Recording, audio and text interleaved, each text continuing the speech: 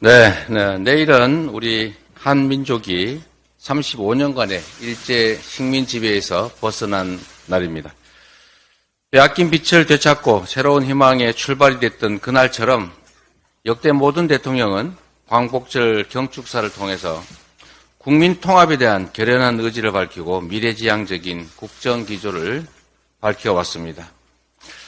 하지만 사법부 심판을 2달 만에 뒤집는 선거용 꼼수 사면 보도에 벌써부터 많은 국민이 의구심을 보이고 있습니다. 이대로라면 대통령의 사면이 국민 통합이 아니라 오히려 국민을 편가르고 정쟁을 유발하게 될 것 같습니다. 더욱 우려스러운 것은 일본이 이달 말 오염수 방류를 강행하겠다고 하는데도 윤석열 정부가 여전히 일본 편들기만 하고 있다는 사실입니다. 우리 국민 대부분이 반대합니다. 이런 국민의 여론이 괴담입니까? 정당한 문제 제기조차 정치 공세로 몰고 간다면 일제시대의 독립운동을 테러로 규정한 친일파식 사고방식과 다를 게 없습니다. 국민은 지금 불안과 우려를 잠재울 명확한 약속과 분명한 비전을 요구합니다. 윤석열 대통령은 광복절을 국정기조 전면 수정의 기회로 삼아 대한민국 국익을 지켜낼 새로운 외교정책 기조와 방향을 밝혀주시기 바랍니다. 그것이 지금의 대한민국을 만든 순국선열의 숭고한 희생을 기리는 길일 것입니다. 무능, 무대책, 무책임. 거듭된 경고에도 1년 3개월 내내 제자리 걸음만 한 윤석열 정권의 산무 경제 성적표입니다. 살인적인 고물가는 일상이 됐습니다. 농산물 값이 연일 폭등합니다. 배추 가격 한 달 새 160%가 올랐다고 합니다.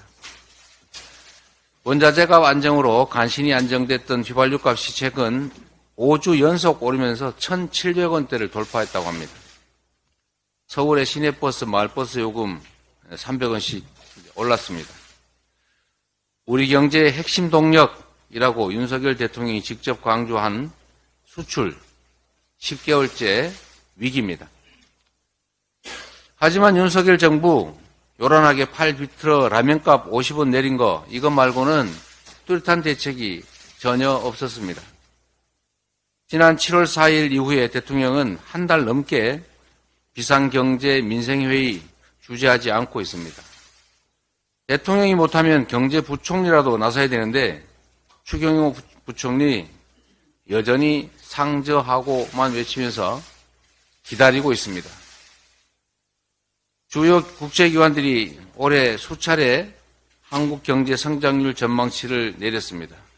내수마저 주저앉고 있는데 고물가, 고금리 대책을 대체 어떻게 할지, 가계부채 문제를 어떻게 대응할지 뾰족한 대책 없이 낙관적인 평론만 기대만 드러내고 있습니다.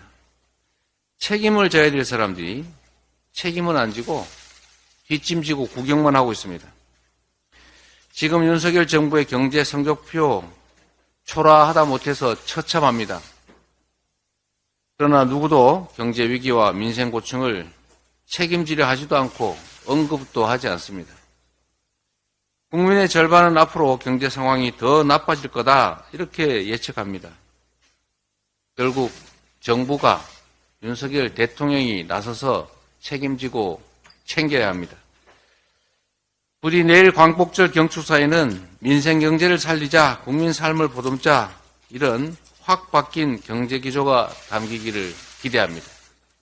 이상입니다.